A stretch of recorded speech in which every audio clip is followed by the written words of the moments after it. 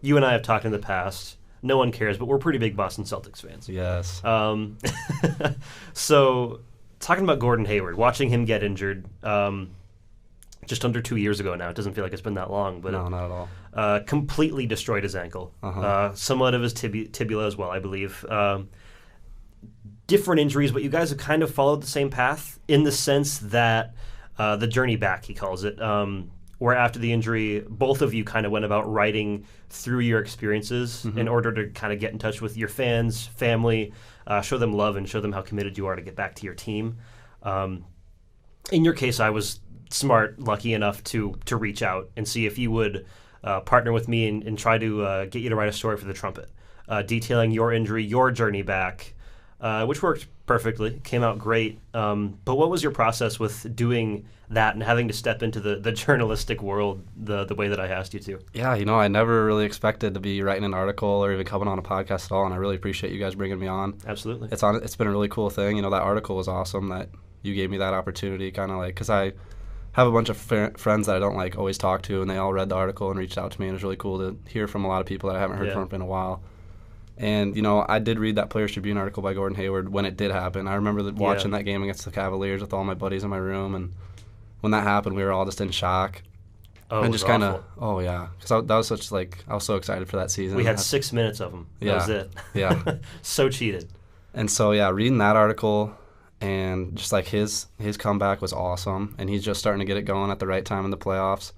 So, obviously, his injury was probably a little more significant than mine, but I just love just reading through him and kind of looking up to him as kind of a role model, honestly. Yeah, there are worse mentors to have. Yeah, worse role models. So this is kind of a funny story behind that. Originally supposed to be just a regular story, standard 400 to 500 words. Yeah. I told you I'd edit it for you, make sure that it came out looking pretty good. Yeah, you did a good job of that. No, I didn't, because yours was over 1,000 words.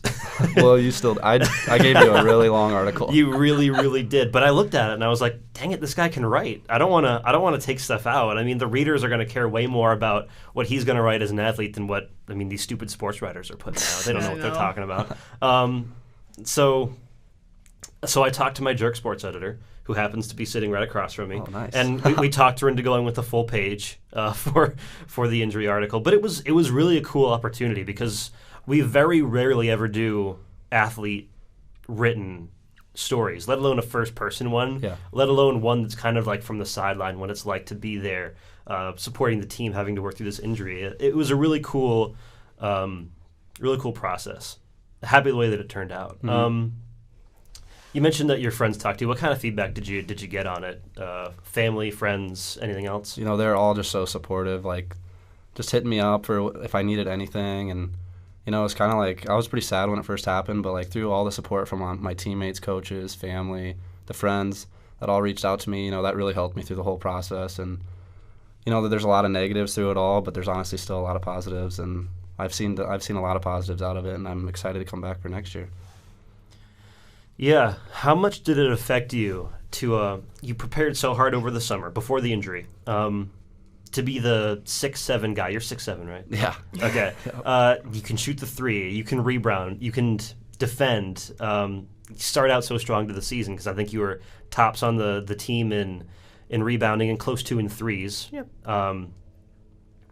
And then you just get injured, and it's it was all for nothing. You got to reboot everything now. Try to get back to where you were. How did that affect you? Yeah, it was just crazy how fast it all was just gone. The thing that probably hit me the hardest was just playing with the seniors. We were off to a good start in the year, and our team chemistry was awesome. We were just kind of getting in that zone, and the conference schedule was just coming around, and I thought we had a really good chance, and they still had an awesome year. I loved watching those guys. It was still the coaches gave me a great opportunity to still kind of hang out on the sideline, take stats. They kept me busy. Yeah. I was just running the clock during practice and stuff, which was still awesome. I didn't want to be separated from the guys at all. And we kind of had some meetings with the coaches after it kind of happened. I was like, yeah, I'd love to still be on the bench, travel with the team. I don't want to, you guys are kind of helping me get through all this. So it was really cool that they gave me that opportunity. And looking back on it, someday I'll be looking back and I'll be really grateful for everyone that's helped me out.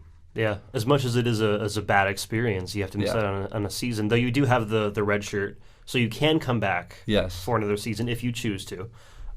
Next year would be your senior year, but you could come back again if you wanted to. Just to throw that out there. Yes. So everybody's up to date on that.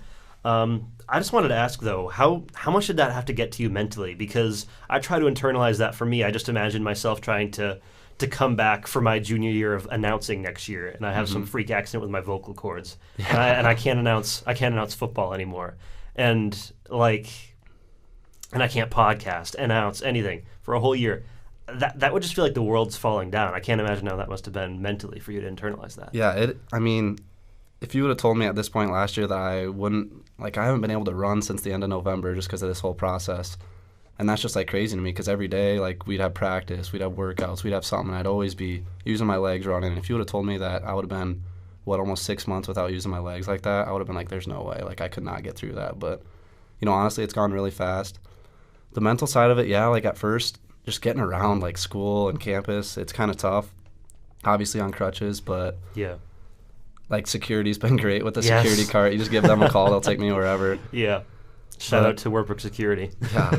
It really makes you now I'm never going to take walking for granted. There's so many little daily tasks that you take for granted that with a bum leg, it's just so much harder, showering and stuff like that and just getting around. Yeah, everything's just, it's really going to help me in the long term, I feel not taking things for granted. You talked about missing out on the seniors this year. Yeah.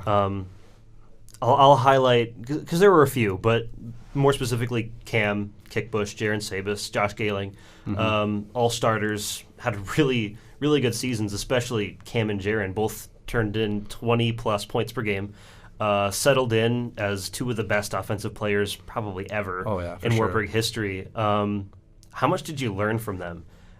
Your 3 years, at least playing or being around them. Yeah.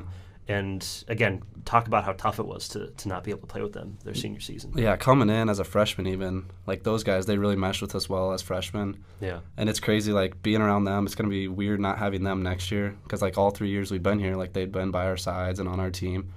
And they've been so good. They've taught us a lot. Every day they went just setting the tone in practice and just getting us all going every day.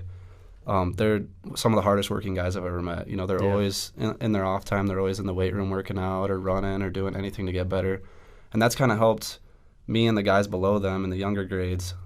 They've set that mark set the bar for all of us to keep working hard. And I think they've really changed the program. And we're going to really miss them next year for sure. But, with them gone now, you might be the best three-point shooter on that team. Oh, no way. No way. No way. You're just yeah. Totally joking. But seriously, though, the holes that they're going to leave behind, them being such good players, there's a trade-off. Now you got to try to fill those those 2 voids, 3 voids, a lot of voids, actually. All those seniors, they're all leaving behind those big roles. How is that going to be handled next season? Do you have anything you can tell us about what starting lineup's going to look like? I have no idea what the starting lineup will look like, but I think a lot of people will be in for a surprise. I think a lot of people are going to be counting us out because we're going to be losing a huge chunk of our offense, our defense, everything. That just makes you hungry. But I think there's a lot of guys that have improved a lot, that have stepped up a lot, and will be stepping up next year. Yeah. We have a good recruiting class coming in. We have great coaches. I think we'll be a little deeper next year, and I think we're going to have a great year next year. Obviously we lose a lot, but I think conference-wide there's a lot of teams that lose a lot of good players. Yeah, there's always an ebb and flow to that. Yeah. You think you can never get that back, but someone always comes along.